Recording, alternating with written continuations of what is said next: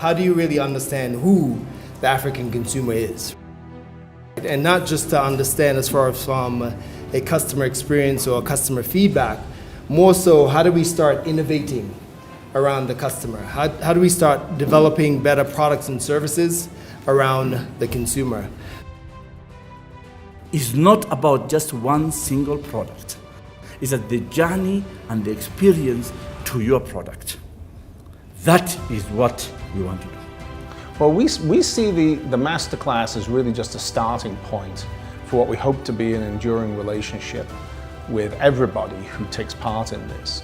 We want to put other services and other tools behind the Masterclass, which we'll be releasing over the next 6 months, that give these professionals a chance to put into practice what they've learned, that give them the tools to help them do that, and give them the network and the support to enable them to go forward. So we don't see this as much as a one-off training program, as a sort of launch point for people to build success over the coming years.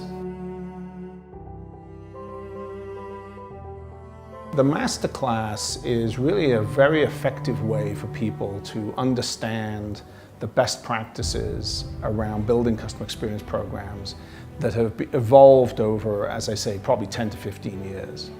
And so in one fairly intense session, people can catch up with lessons that took many companies a decade to learn.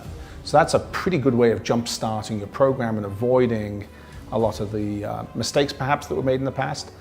Plus, I think there's a bunch of new ideas there that are going to be the success foundation for the next 10 years. And so you get a little bit of a glimpse into the future and a chance to think what that looks like. Most companies, the number one problem they have building successful NPS programs is data.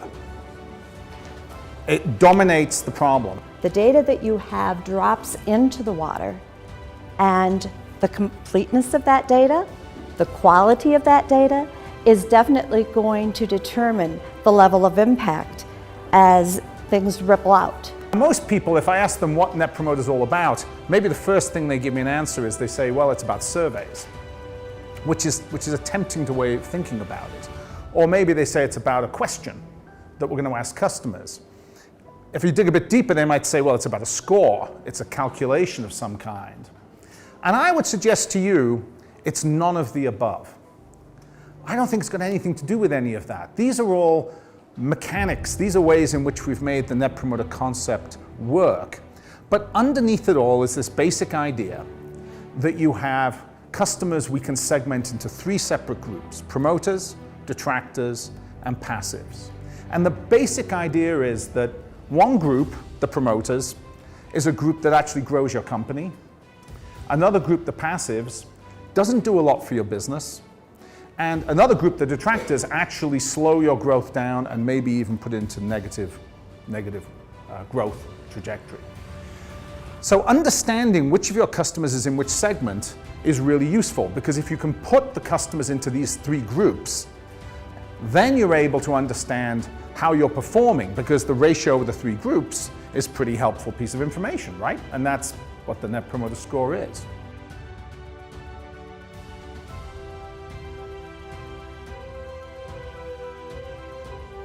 We now can measure every store, how it performs versus another store, and you made that comment. So we know how every store is doing on a number of complaints. We know how every waiter is doing compared to the next waiter. We know how every branch manager does compared to the next branch manager. We know which items give us more product problems, which is it a salad, is it ice creams, is it shakes, and you can drill down and drill down and drill down. Only data can allow you to do that. Our customers have become by far our best mystery shopper, by far, because of this tool. The key is, how do you leverage that information you have to create something that's useful to that customer base you're so keen on retaining? And remember that for banks, really, in the last 2 years, for instance, usage of mobile and internet banking has doubled. The only way we can keep giving you that is if we give you reliable, stable, agile innovations and stable systems. So how do we use data to deliver that to customers? It's always about the people. You know, I think when you're in a classroom with a large group of people from multiple companies, It's the enthusiasm of the attendees that matters. And so the stories that we heard about what people were doing in their companies really stood out, because you had these narratives and people were being innovative, but they were also giving narratives from the heart.